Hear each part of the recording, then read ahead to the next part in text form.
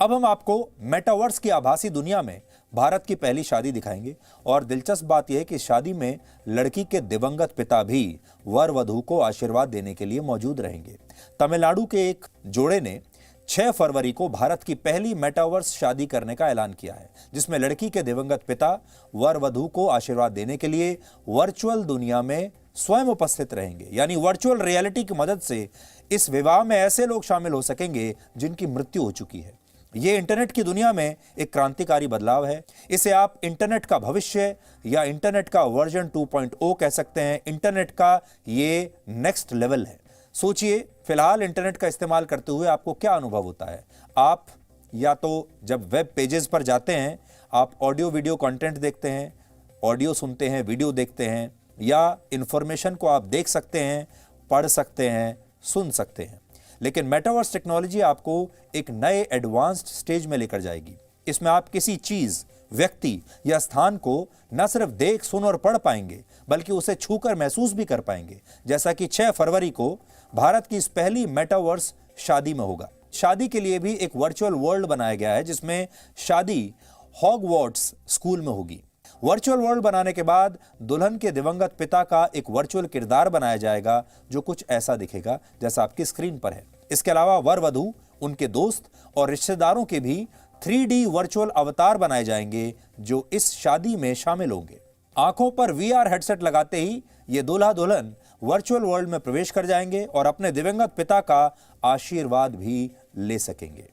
अगर आपको अब भी ये टेक्नोलॉजी जटिल लग रही है, तो आप इसे इस वीडियो के जरिए समझिए, जो वर्ष 2020 में दक्षिण कोरिया से आया था।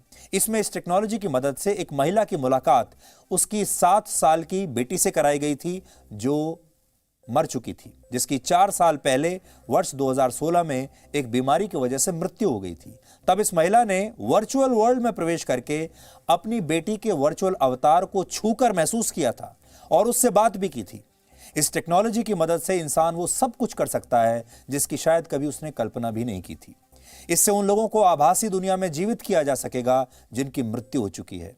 इसके अलावा मान लीजिए आप अपनी आंखों पर एक VR हेडसेट लगाकर वर्चुअल वर्ल्ड में किसी सड़क के किनारे टहल रहे हैं और इस दौरान किसी दुकान पर आपको कुछ कपड़े पसंद आ जाते हैं, तो आप डिजिटल करेंसी से उन कपड़ों को खरीद भी सकते हैं, उन्हें छूकर महसूस कर सकते हैं, और जब आप वापस अपनी असली दुनिया में आएंगे तो ये कपड़े आपके घर पर डिलीवर भी हो सकते हैं। इसके अलावा ऑफिस की ऑनलाइन मीटिंग्स, स्कूल की ऑनलाइन क्लासेस का भी वर्चुअल अनुभव लिया जा सकता है। हालांकि इस टेक्नोलॉजी का इससे भी बड़ा फायदा यह है कि इसका इस्तेमाल बच्चों को देश का इतिहास बताने के लिए किया जा सकता है।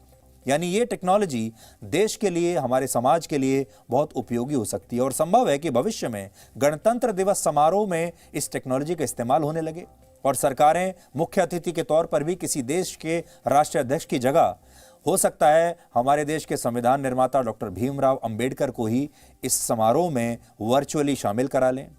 मेटावर्स की आभासी दुनिया का रिमोट कंट्रोल इस समय बहुत कम टेक्नोलॉजी कंपनियों के हाथों में है। ये मुट्ठी भर टेक्नोलॉजी कंपनियां हैं। इनमें फेसबुक है, एप्पल है, गूगल है, माइक्रोसॉफ्ट है और एपिक गेम्स जैसी कंपनियां प्रमुख हैं। और अनुमान है कि वर्ष 2035 तक, यानी सोच लीजिए अब से 30-32 सालों में मेटावर्स इंडस्ट्री 75 लाख करोड़ रुपए की इंडस्ट्री बन जाएगी। आज से 30 साल पहले 1992 में जब इंटरनेट अपने बहुत ही शुरुआती चरण में था, तब अमेरिका के मशहूर साइंस फिक्शन राइटर नील स्टीफनसन ने पहली बार मेटावर्स शब्द का इस्तेमाल किया था। मेटावर्स 2 शब्दों से बना है, मेटा और वर्स, इससे मिलकर बना है मेटावर्स। मेटा एक ग्रीक शब्द है, ग्रीक भाषा का शब्द है, जिसका अर्थ होता है पार, जैसे किसी चीज के पार चले जाना। और वर्स शब्द जो है वो यूनिवर्स से आया है, जिसका अर्थ है ब्रह्मांड। यानी मेटावर्स का अर्थ यह हुआ, आप अपने इस यूनिवर्स को, इससे पार चले जाएंगे। इस यूनिवर्स को पार करके आप एक अगले यूनिवर्स में चले जाएंगे। नील स्टीफनसन ने अपनी एक पुस्तक में न सिर्फ मेटावर्स के भविष्य को तभी देख लिया था, बल्कि उन्होंने यह भी भविष्यवाणी की थी कि एक समय ऐसा आएगा जब ये असली दुनिया टेक्नोलॉजी कंपनियों के हिसाब से नियंत्रित होने लगेगी। और आज ऐसा ही हो रहा है। आज मेटावर्स टेक्नोलॉजी की मदद से वर्चुअल वर्ल्ड में जो शहर बसाए जा रहे हैं, वहां जमीनों की बिक्री शुरू हो गई है। अब आप इस वर्चुअल वर्ल्ड में जमीन खरीद सकते हैं, मकान बना सकते हैं। थिएटर्स बना सकते हैं, रेस्टोरेंट्स, होटल्स बना सकते हैं। एक और उदाहरण देखिए, कैरिबियन देश बारबाडोस ने एक वर्चुअल कंपनी को इसी वर्चुअल वर्ल्ड में अपनी एम्बेसी बनाने का काम सौंप दिया है और इसके लिए बाकायदा उनकी सरकार ने अपनी एम्बेसी बनाने के लिए वहां पर वर्चुअल जमीन खरीदी है। इससे आप समझ पाएंगे कि असली दुनिया के समानांतर अगर एक आभासी दुनिया भी बन गई तो ये मुट्ठी भर टेक्नोलॉजी कंपनियां कितनी मजबूत हो जाएंगी।